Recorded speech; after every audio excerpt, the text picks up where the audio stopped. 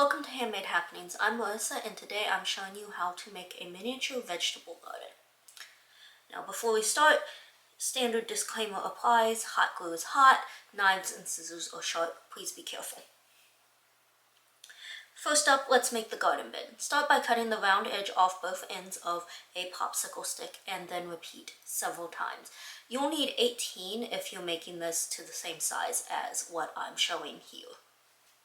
Line 3 popsicle sticks up side by side. Take another uncut popsicle stick, lay it across the 3, mark and cut to slightly smaller than the height of those 3 stacked together. And then repeat. You'll need about 16 or 18 of these pieces as well.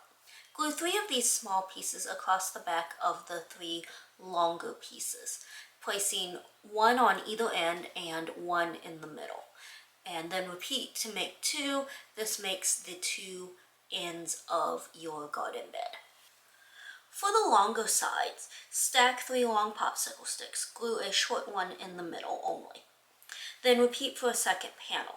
Line the 2 panels up along one cut edge. Add a thin line of glue on each panel where they touch. Then press one of the short pieces as a brace over them.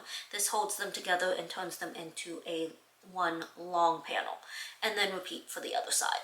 Now for assembly.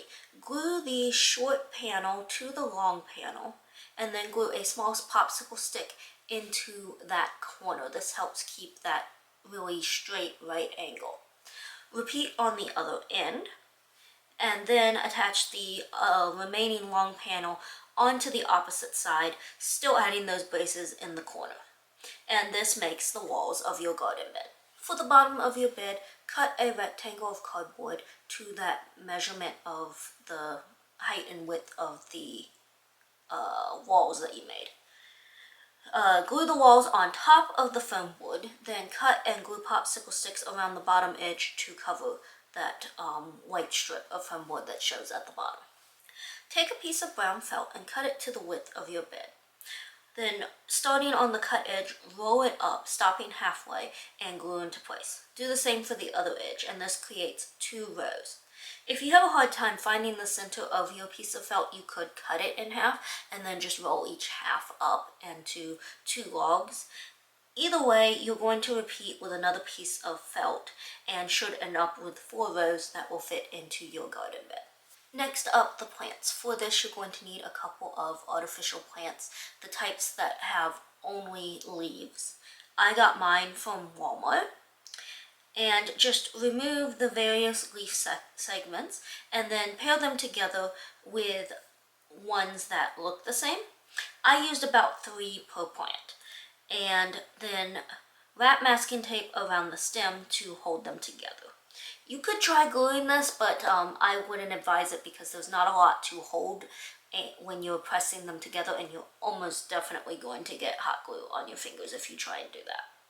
So between the 2 plants that I got, I ended up with 3 different looking plants. Are any of them accurate to what they'll be representing? Not even a little, but that's what I could find, and so I just decided to make it work. To make the vegetables, I use Model Magic. I just find that to be the easiest. It's an air dry clay and you can get it in different colors, so then you don't have to paint everything afterwards. So start out with some red clay and roll into small balls for tomatoes. For squash, roll yellow clay into tubes, leaving one end thicker than the other, and then bend slightly so that they're not sitting straight. Then mix yellow and blue clay together to make green and roll into tubes for cucumbers. Lastly, for peppers, roll 4 small tubes of the green, leaving one end thinner than the other. Press 2 of them together and then place the remaining 2 on top. Now, I originally added stems to my peppers, however, they did not stick well, and really it's a lot easier to glue the peppers to the plants without the stems. Let the vegetables dry overnight and then carefully glue them to the plant, trying to space them evenly. I found it easiest to apply the glue to the top of the vegetable and then just press it into the leaves of the plants. And now I only got 3 distinct plants from the stems that I had So what I did was I used one of them twice, one for the peppers and once for the cucumbers, and then when I placed them in the garden bed, I just made sure to place them on opposite ends so they couldn't get mixed up.